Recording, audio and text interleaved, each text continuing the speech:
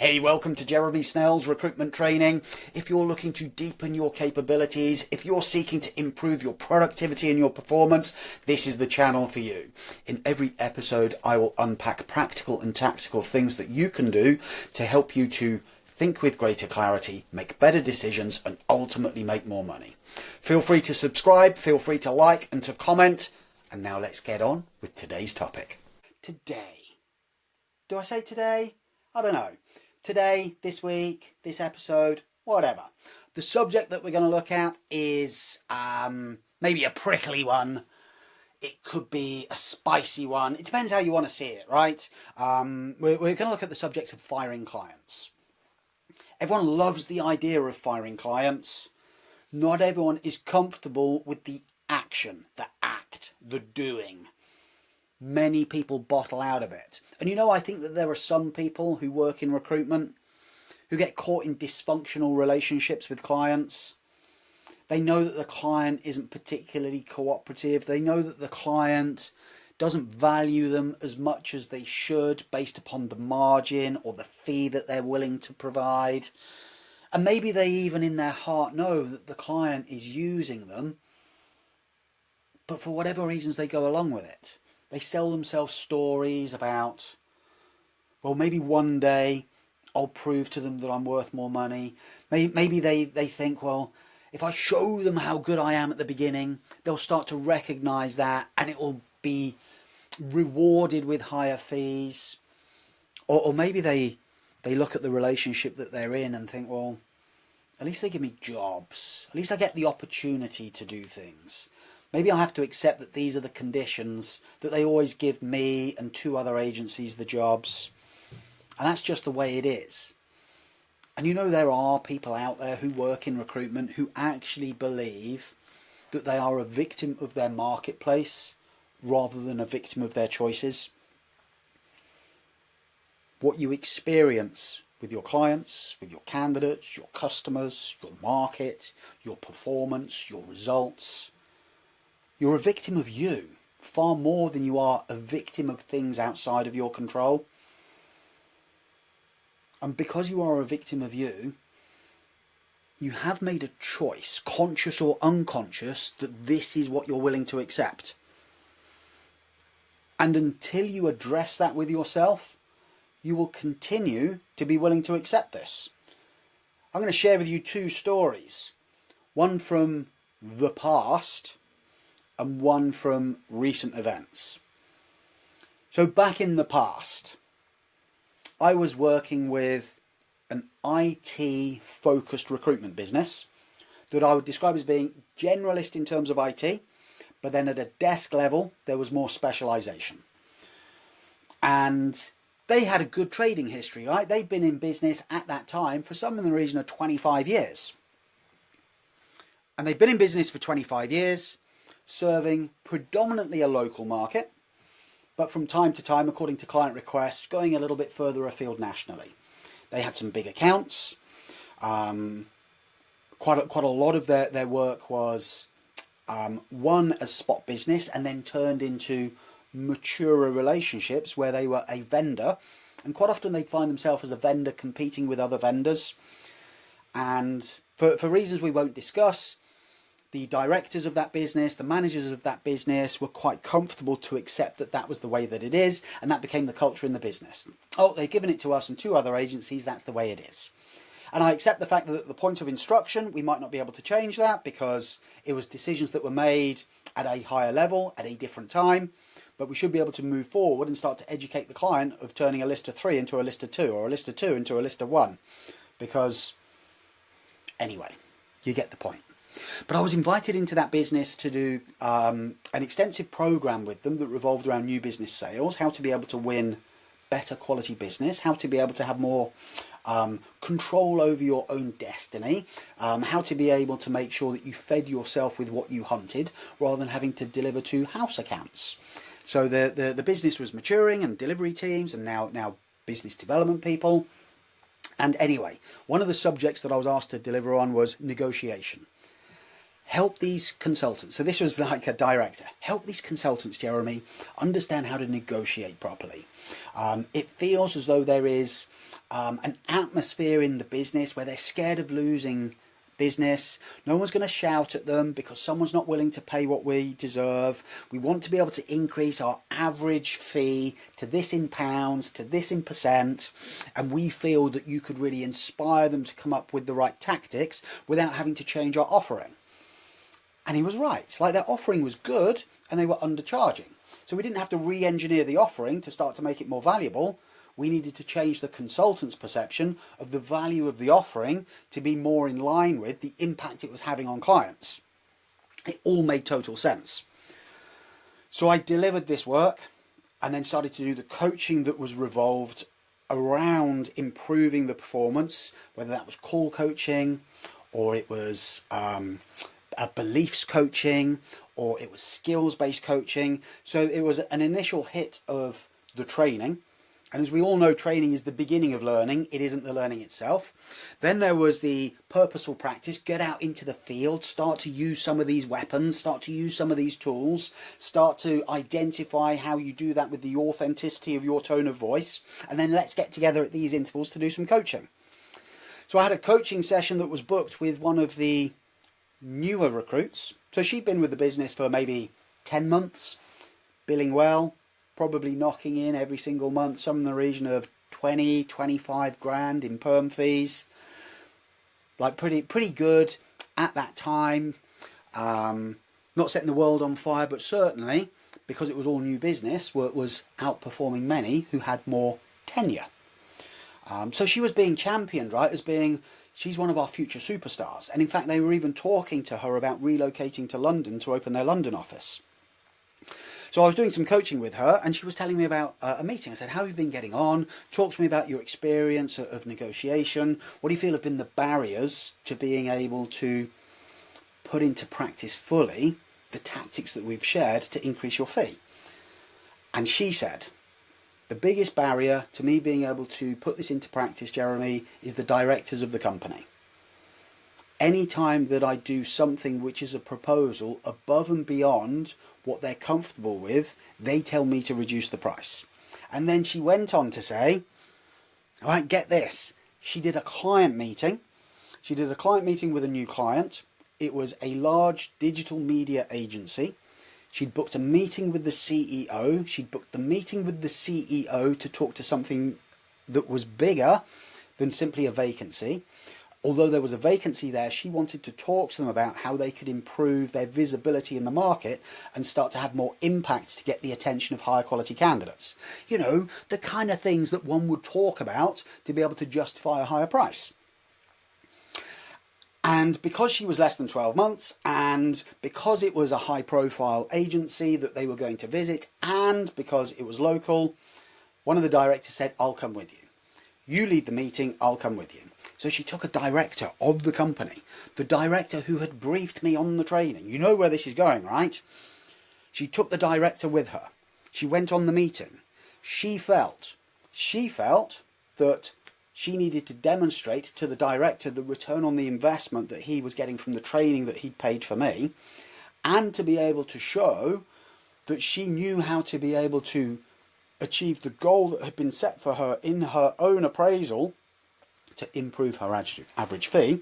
She knew that all of these things were hot on the agenda. She knew, therefore, she needed to show her skills. So during the course of the meeting, I'll fast forward through the majority of the meeting where she was proving credibility and capability and authority. And we arrive at the moment where the client says, out of interest, how much will you charge me for this? And she said, very calmly and very confidently, based upon what we've discussed, to ensure that we're able to position this with the right campaign to identify the best person for this job, rather than the first one who expresses interest, it will be 30% of the first year's annual salary, plus VAT. And then she shut up. The client leant forward to her and said, that is more than I have paid in the past, and is more than I was expecting you to say. Before he could finish his sentence, the director then said, I have to point out that she is talking about our standard terms, and because we haven't worked with you in the past, and as a gesture of our willingness to be able to help on this role, as a director, I'm willing to reduce that to 20%, right? She says 30.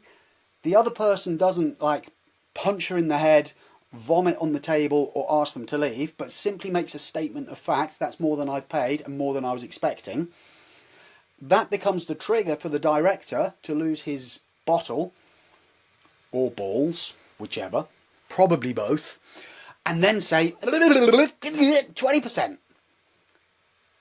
The consultant during the coaching session said to me, at that point, the client turned to him and said, the fact that you've been willing to do that so quickly, without any dialogue, and without any real feedback from me as to how I felt about things, I no longer wish to do business with you.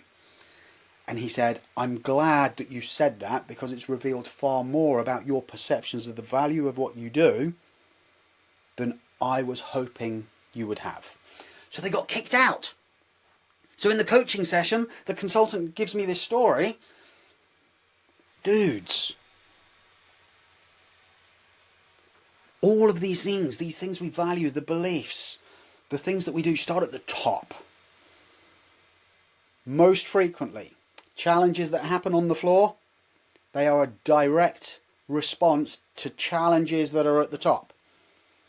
If at the top of the tree there isn't the confidence and capability to be able to do these things, and I reflect back on it and think, well, you were too weak to even be able to do it yourself, so you asked me to do it for you, and now that I've done it for you, you're not willing to actually back it up demonstrably with your own behaviours to prove to the rest of the business. So it became the last piece of work I did for that business, because when I fed back to the director where the biggest challenges were, he found that to be aggressive and was not in agreement and felt that he did the right thing in the meeting rather than the wrong thing. So anyway, I'm not here to play the victim. I'm here simply to say just how important it is that when you are looking at who your clients are and you're thinking about the value that you bring to them, clients will fire you, and will quite happily fire you, and will quite rightly fire you at times. So let's not be too worried about the idea of firing clients who aren't behaving in the right way in our direction. And I said I was going to share two stories. So it's from the recent past. I was invited to a business who work within an industrial space. So in an industrial space, they are placing blue-collar workers or low-paid workers that may not actually be in industrial, but could be like customer service, say. Tend to be like national minimum wage, maybe minimum living wage. But you get the picture, right? And a lot of it is temp. And I was asked to go in for half a day to help them to become more in tune with how to sell with greater levels of sophistication, how to be able to justify their operating standards and therefore expectations on price compared to other agencies who are happy to make like a 10 pence margin and win it. So I did this half a day with them. It was very well received, and as part of it we did an exercise that revolved around one of their existing customers. And one of their existing customers was proving to be very slippery and very difficult and very acerbic, was constantly comparing them to other agencies in terms of prices, was constantly making them feel as though at any moment I can go somewhere else, stop trying to educate me on how to do this better and just do as I say. But kept on coming to them and giving them work, and then cancelling work, and then hiring people and getting rid of people, and then 10 bookings and then no bookings. You get the picture, right? Just out of control. And during the session that I was there, they spoke about this person. I said, well, why don't you fire them? And they said, you can't fire a client. I said, of course you can fire a client. And in fact, one of the best things about firing a client is before you fire the client, you lead up to firing the client by saying, this is where we feel we're at in terms of relationship. These are the reasons why we feel things may not be working for either you or us or both. And for those reasons, it is better for both of our businesses that we step away. The other option is we change this, we change this, we change this. And as we change what we're doing and you change what you're doing, we may find that we have a better quality working relationship, and we can then review it again in 3 months. So they went out. Ultimately, they went out to do this meeting with the client. They did the meeting with the client. They followed the plan that I'd shared with them, the coaching that we'd done on how to be able to position, we're going to fire you. These are the reasons why. This isn't about personalities. This isn't about liking, not liking. It's about simple statements of fact about the integration of our two businesses and where we feel that there is conflict and where we feel that there is mutually acceptable conditions. And in the grand scheme of things, it ain't working. So either these things change or we say enough is enough. The client changed the moment that they were so stoic. The client changed the moment that it became about evidence rather than feelings. The client changed in terms of his own emotional response to the things that were being said and started to question the logic of how he behaved. And bottom line, they went from being messed around on a pretty consistent basis to being given sole supplier status, to having 17 jobs, 100% of which got filled, and are now working on another 70 jobs on behalf of that business in a much more partnership orientated agreement, because they were willing to do what so many others weren't. They were willing to actually go out to meet with the client and to talk about the quality of the relationship that did exist between business to business, the quality of the work that was being done between people and people, to be able to say it ain't working.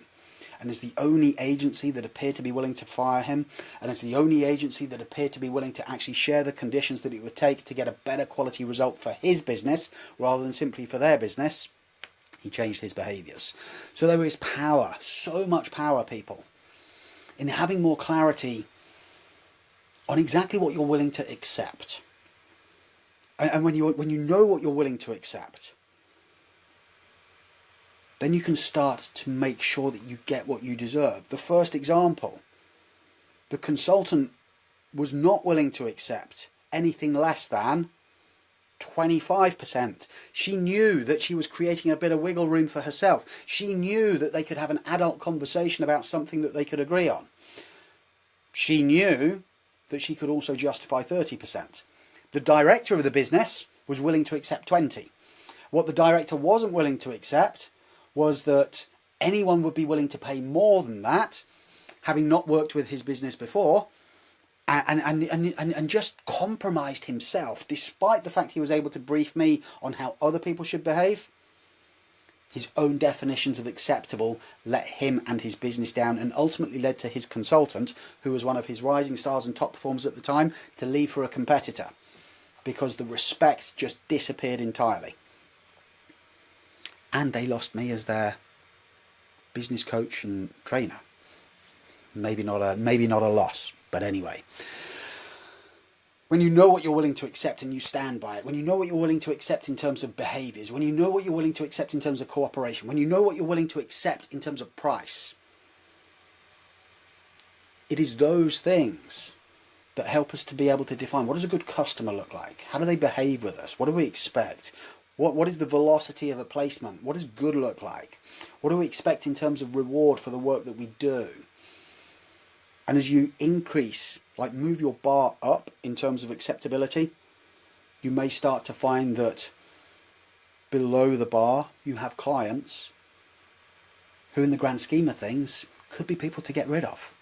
Or at least give them the option to say you could change these and remain a customer, but if you don't, unfortunately, this is what the future will look like. And we would prefer to walk away without tarnishing either of our reputations with each other, because we know that we're not right for everybody, because this is what we focus on doing. These are the results that we generate, and not everyone engages with a recruitment business to achieve those, because some, they simply use it as a cheap vehicle to be able to find people, or some, they simply use it as a cheap vehicle to be able to get CVs, or for some, they simply see it as a way of being able to fill vacancies rather than actually have an impact on the productivity of their business and the outcomes that people are able to create. So as you start to define your standards, as you start to define what you're willing to accept, and you start to think about your own customer base with a little bit more stoicism and a little less ego and a little less emotional attachments to things, where you create compromises to yourself as to why you're willing to work with them, because they're nice or because they like you or because you've worked with them for a long time, you can start to make change. And if you simply divided your customer base into 4 sections, these are the crown jewel accounts. These are the ones that are the most valuable, the most important, and we protect them within an inch of our life. They are the crown jewels. These are the keepers. These are the ones that we would want to be able to keep and maintain, because the current working relationship is good for both of us. And many of those we could develop into crown jewel accounts. These are the developers. These are the ones that we know we're on a journey with to help them to become keepers. We may need to continue a process of education for them to recognize the benefits of the exclusivity, or whatever it is that we feel is the increase in the quality of that relationship. These are the ones that we know we need to start to show the benefit of paying an additional penny or pound or percent. They're developers, and each of them has a development plan. Each of those development plans has a milestone as to what we are looking to achieve as our minimum expectation that we would call acceptable. And then we have another list that we might call the options list. We give them the option. To remain a customer, it takes this. If you can't do that, then we can't do this. So there's no point in pretending that we're anything other than an option for each other when we're stuck. Our business isn't set up to be an option for people when they're stuck, and I don't think your business is ultimately looking for a supplier who is going to be us. So let's agree to step away. So I think once every 6 months, maybe once every 12 months, review that customer base. Start to put some real thought into. Why am I willing to put up with what I put up with? What are the things that I feel that I could change? And if I can't change it, why do I carry on doing it? And your business will be so much better for it. So as always, feedback, greatly welcomed. Questions, massively appreciated. And yeah, let me know what you think. And particularly let me know in terms of any results that you get from just adopting a bit more of a focused approach to ensuring that you are clear on what you are willing to accept, and making sure that your customers are delivering that for you, because they will definitely be making sure you're delivering it for them. Have fun with it. Be powerful. See you soon. Hey, thank you for watching. If you want to continue to get access to more high quality training and coaching ideas to help you to stay inspired as a recruiter, make sure that you like, make sure that you subscribe, and check out the description below for relevant links to tools, frameworks, and other ideas to keep you moving forward. And I look forward to seeing you on another one very soon.